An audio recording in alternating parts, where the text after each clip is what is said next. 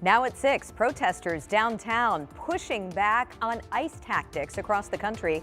The changes they want to see as tensions remain high over immigration enforcement. And temperatures still stuck in the deep freeze. We expect another cold night with numbers near zero, but could a warm up be on the way? Plus, getting rid of all this snow, no easy task. We'll show you how one organization helping others needs some help too. Live from Indy, you're watching 13 News. And we start tonight with a live look over Indianapolis after a rough week of weather. My goodness, lots of snow still on the ground, as you can see here, and that Arctic air sticking around too. So we'll start in the Weather Center. Rob is here tracking the temperatures. When could we finally see a warm up? It's going to be subtle, okay. But to be honest, even just a few degrees is going to make sense. And I think after a cold night tonight, 20s tomorrow and then 30s the next day. Okay. I know that could be good. Yeah. There's a catch. There's always a catch, and it's going to take me some time to get to the catch, but let me show you where we are right now. We do have some snow showers that have been moving through. Most of these are not producing much in the way of accumulation, but about 1/4 of an inch to 1/2 an inch could certainly be possible. I think this is going to stay with us through the next several hours. Temperatures are certainly cold, well below freezing. Teens for the most part. A few 20s showing up to the west. Much colder temperatures to the east, and this is where we could see temperatures drop quite a bit more tonight and push the wind chills down below the criteria for yet another cold advisory. So because of that, the next few hours we will be watching the temperatures carefully as they go back down into the single digits. Light breeze out of the north or northwest staying with us for tonight. You put all of that together, it gives us partly cloudy skies and temperatures near zero yet again for tonight. But as I mentioned, east of Indy, some of these areas could see the wind chills drop to 10 or maybe 20 below. Because of that, the cold advisory is in place through tomorrow. I'll be back with a look at, yes, when there is that chance for a warm up, but I said there's a catch. It's not going to last long. I'll show you the 7-day coming up. Oh, I don't like that news, but okay, we'll check back. Thanks so much, Rob. Well, because of today's flurries and the bitter cold temps, travel is still tricky across the state. Take a look. This is the travel advisory map. Looks a lot different from last weekend, but most of the state, including Marion County, still in yellow. That is the lowest advisory. It means travel could be restricted by hazardous conditions. Tonight, Indianapolis DPW is looking for more people to volunteer with its Snow Buddy program. That connects people in need with volunteers who shovel their sidewalks and driveways. Our Marina Silva talked with a woman hoping others will step up to help. I have no one out here that can help me do this. Dolores is in her 80s. With limited family nearby, it was up to her to figure out how her walkway would get shoveled. Started to call around. I called Socoa. They gave me some numbers to call. Everybody said they stopped plowing, or they were too busy. I couldn't even get a date to come. Finally, her neighbors came over to help, but she was hoping there would be more resources for people needing it. We told her about Snow Buddies. I think it would be nice to help people like myself. This is their first season. Snow Buddies connects residents who need help due to age, disability, or other limitations with volunteers who are willing to shovel. They only do sidewalks and walkways. Indy DPW is reporting their Snow Buddies program has 487 requests for help, but only 126 volunteers. So they need help. People aren't really, talking to their neighbors. They haven't met people in their neighborhood, the people down the street, and this is a great way to do it. Dolores is hoping people step up to help their neighbors. Reporting in Indianapolis, Marina Silva, 13 News.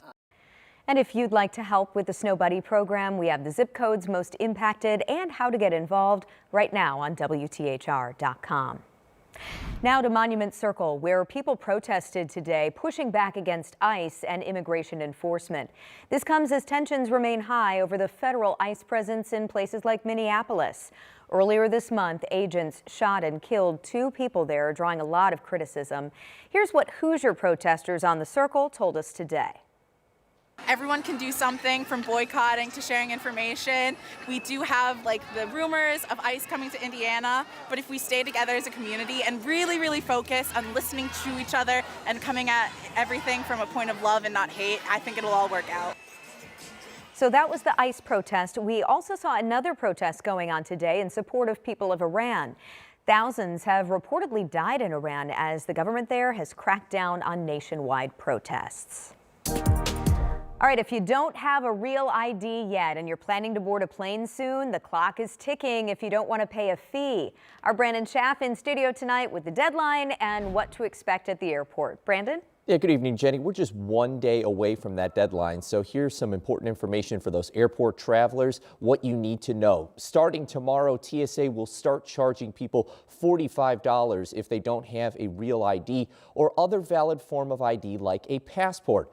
There will now be a new option for people who don't have a valid ID to travel. It's called Confirm ID, and you can use it before you show up to the airport to avoid any potential delays. On the TSA website, you can follow the link to pay the $45 and get a receipt that's valid for 10 days from the first date of travel, which you can get either in print or digital form. When you bring that receipt to the checkpoint, you show them, you tell them I don't have ID, then they'll put you through the identity verification process at the airport. If you show up to the airport without that receipt and you still don't have a valid ID to travel, make sure that you give yourself some extra time here. TSA says that most of the time it could take 5 to 10 minutes, but it could take 30 minutes or longer. You'll be given a QR code to pay online at the airport, and you'll need to re-enter security at the back of the line. And remember, an easy way to tell if you have a real ID, look for the star in the upper right corner of your driver's license. Jenny? Yeah, some big changes. All right, Brandon, thanks so much. Speaking of travel, let's go to Europe. We are now less than a week away from the Winter Olympics in Italy. Check out that countdown, 5 days and 5 hours away. The opening ceremony is Friday. And now we're seeing the athletes pour into that country as they prepare for the games. Team USA got the full welcome experience in Milan. You can see members of the figure skating team here arriving to applause and messages from friends and family. They're also getting fitted for the opening ceremony and their podium gear. Team USA has more than 230 athletes, their largest ever for the Winter Games. And another familiar face is in Italy right now. Our own Anne-Marie Tiernan landed yesterday. She's showing us what to expect from her coverage here on Channel 13 and NBC. So excited to see the sun peeking out a little bit as we were heading on the bus from the airport back to the hotel. Here's a few brief shots of Milan as we made our way to the hotel. Real quickly after we got there, we decided we were going to go out. We headed over to the subway, super easy subway system, couple stops over, easy ride, not too crowded, until we were able to get to the main city center. Ran into Brooks from DC, so happy to see him there. This is where the Today Show will be broadcasting on the first floor Channel TV on the second. It's the fashion capital. Check out these lovely ladies from Hungary. Had to take a shot with them. Narrow elevators. I'll get to more of that later, but we had to use them to get up here to where the Today Show offices, other NBC offices. This is where Tom Yamas will be broadcasting live throughout the games. Had to take a photo op there for the memes. Still in my travel clothes. Need a shower at this point. So impressed with all the production crews, all the work, all the cables, all the stuff to pull this off. It is mind-boggling. Here's our office space. Got our name tags out there. Haven't got them distributed yet. We'll move in there tomorrow. Here's what I was talking about. We got these swag boxes. We had to put them on our head so there'd be room in the elevator. Guys are dressed up well too. Look at these guys looking sharp. Here is our office space. This is where I will be broadcasting live for you at 5 and 6 a.m. starting on Thursday the 5th.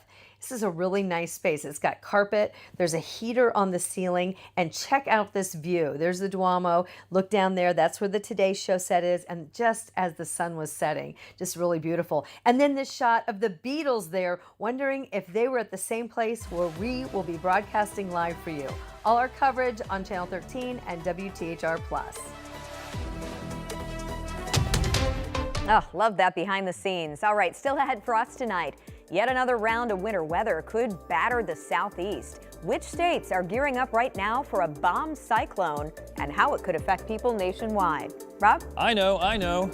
Only because my family's been sending me pictures nonstop the entire day from the Carolinas. We'll talk about temperatures trying to warm up here. It's going to be very slow to happen tomorrow into the 20s. I'll show you when we get above freezing. Plus, immigration issues causing a partial government shutdown. Why Congress is at a standstill on funding for a federal agency.